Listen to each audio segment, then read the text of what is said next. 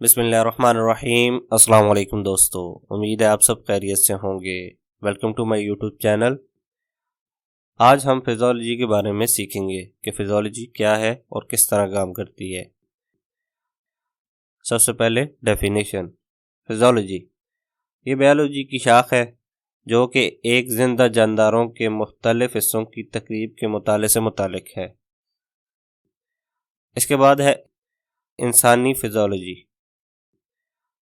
इंसानी जिस्म के मखसूस खसूसियात और मैकेनिज़्म का मुताला जो उसे ज़िंदा रखता है, इंसानी फिजियोलॉजी कहते हैं।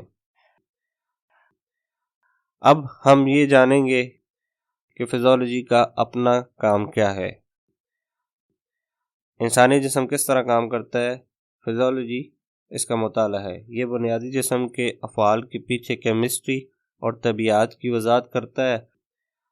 इससे खुलियात में मालिक्यूल का बर्ताव किस तरह एक दूसरे के साथ मिलकर काम करता है, ये हमें समझने में मदद देता है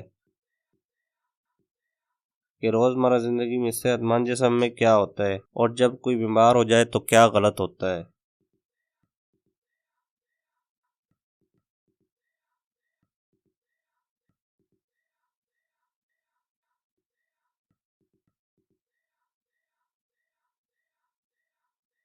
फिजियोलॉजी के बारे में आने वाली वीडियो में हम आपको डिटेल से बताएंगे, तो देखते रहिए हमारा ये यूट्यूब चैनल।